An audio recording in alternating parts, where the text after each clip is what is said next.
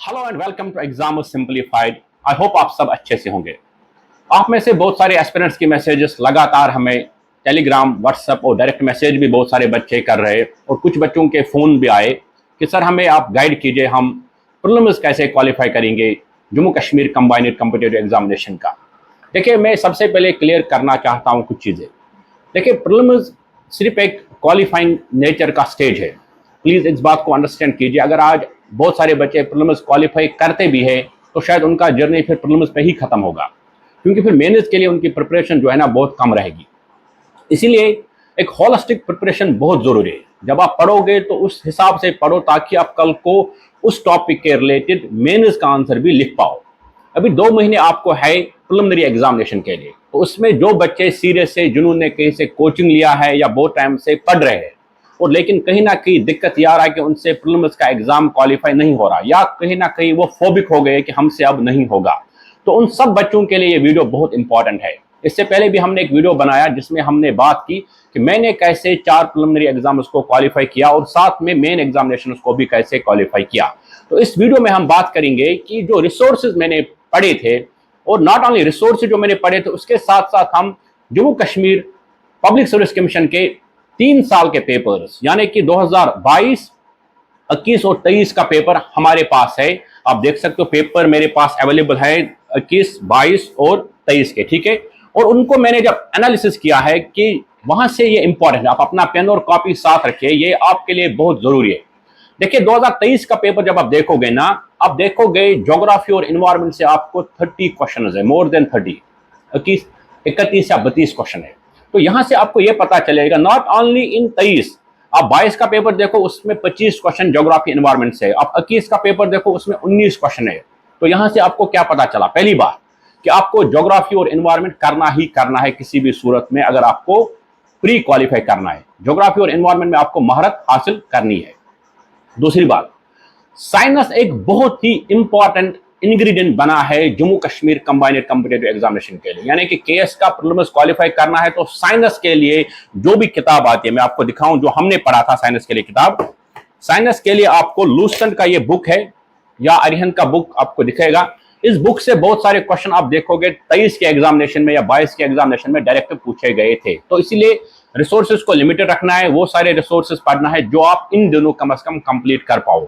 इस बुक का आपको जो साइंस वाला पोर्शन है उसको कम से कम करना है। साइंस का आप देखोगे 23 में 16 क्वेश्चन थे, साइंस के 22 में भी 16 क्वेश्चन थे, और साइंस के 21 में 18 क्वेश्चन थे। यानी कि साइंस से मुराद मेरा है साइंस और टेक, और साइंस और टेक के रिलेटेड कुछ कुछ करंट अफेयर वाले क्वेश्चन भी। दैट मीन्स जो बंदा साइंस, टेक और ज्योग्राफी करेगा वो 46 क्वेश्चन कर पाएगा, यानी कि दैट मीन्स उसको 90 प्लस मार्क्स आएंगे। और 90 plus marks Jammu Kashmir combined competitive examination में हमेशा अच्छा स्कोर है, उतना कट तो नहीं होगा।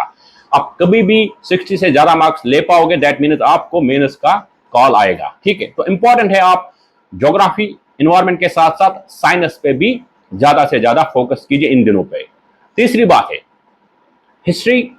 जब हम मेंटरशिप प्रोग्राम स्टार्ट करेंगे उसमें हम बताएंगे हिस्ट्री का ब्रेकअप क्या था, यानी कि आपको मॉडर्न में कितना मिला, एंशिएंट में कितना मिला, मेडिवल में कितना मिला, और आर्ट एंड कल्चर में कितना मिला। लेकिन यहां पे हम बताएंगे 23 में आपको हिस्ट्री से 22 क्वेश्चन आए थे, आपको 22 में 17 क्वेश्चन आए थे, 21 में 15 क्वेश्चन आए। दैट मीन्स हर बार पिछले 3 साल में हिस्ट्री से आपको 12 से ज्यादा क्वेश्चन आते ही आते हैं। That means 24 marks.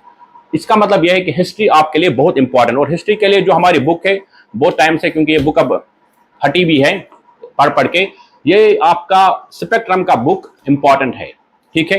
एक तो हमने बोला पहले आपको लूसेंट का बुक लाना पड़ेगा, दूसरा आपका स्पेक्ट्रम का बुक रहेगा, तीसरा है आपका पॉलिटी। पॉलिटी के लिए देखिए 23 में 16 क्वेश्चन आए हैं, 22 में पॉलिटी में 16 क्वेश्चन आए थे, और 21 में पॉलिटी से 17 क्वेश्चन है, जिसमें कुछ मिसलेनियस क्वेश्चन भी थे लेकिन वो पॉलिटी के रिलेटेड ही थे।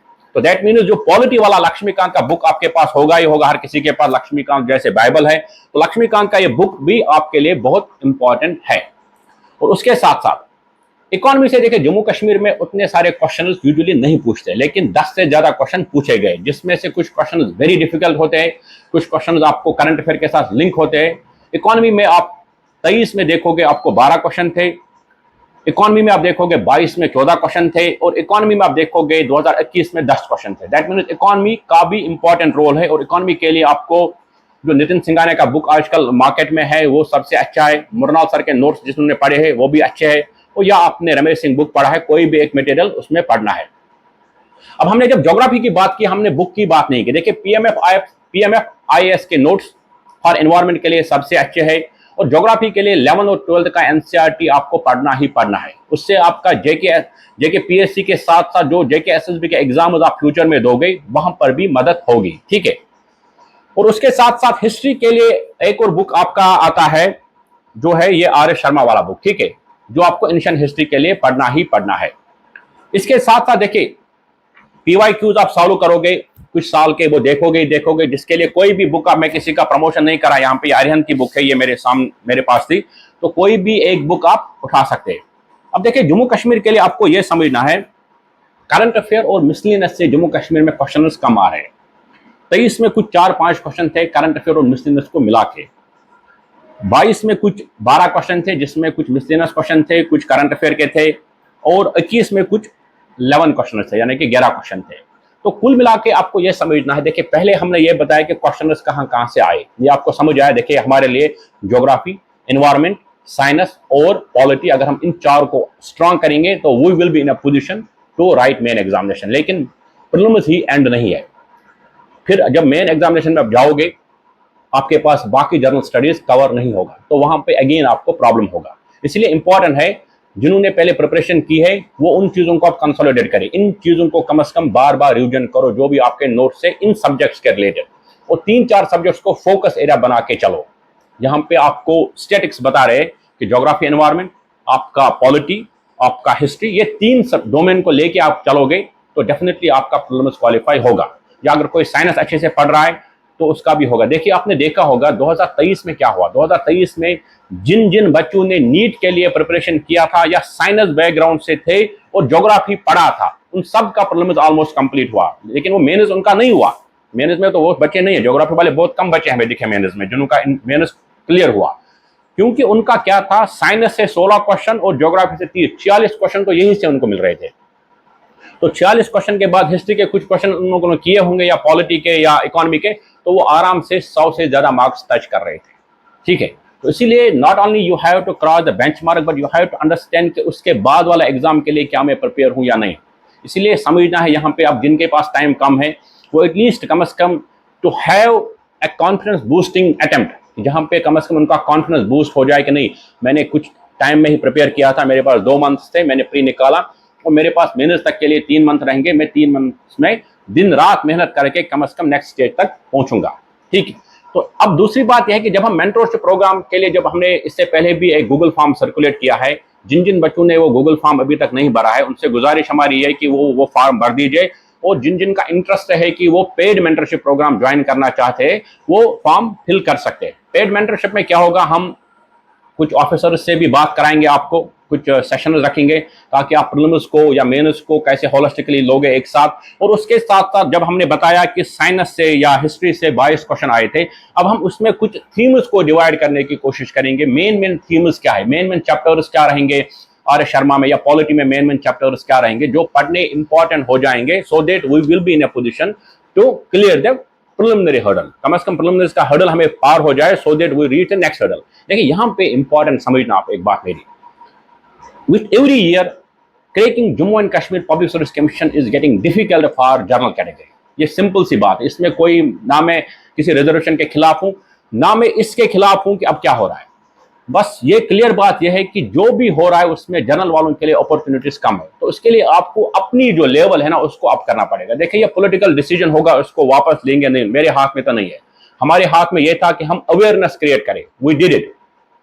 अब बीजेपी का मैनिफेस्टो क्लियर बता रहा है कि रिजर्वेशन के साथ हम छेड़ने नहीं देंगे, तो अगेन आपको अब समझना पड़ेगा कि हमें अपनी प्रिपरेशन को नेक्स्ट लेवल पर लेना ही पड़ेगा, क्योंकि 35 सीट्स आपको है 90 में इस बार जेकेएस के लिए, उसमें भी 10 सीट्स ऐसे आएंगे जहां पे रिजर्व कैटेगरी के बच्चे जिनके अच्छे मार्क्स आएंगे वो जनरल कैटेगरी के सीट्स को और खाएंगे।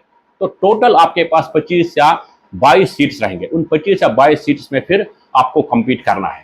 तो इसीलिए इंपॉर्टेंट है कि आप अच्छे मेंटर की गाइडेंस में रहे, अपनी प्रिपरेशन को नेक्स्ट लेवल तक ले जाए और उसके साथ साथ मॉक टेस्ट को जितना भी हो जाए मॉक टेस्ट ज्यादा से ज्यादा कीजिए, एनालाइज कीजिए ट्रेंड को कि पीएससी क्वेश्चन कहां से पूछ रहा है, ये क्वेश्चन जब उन्होंने पूछा है तो क्यों पूछा है, ये सब चीजें इंपॉर्टेंट है।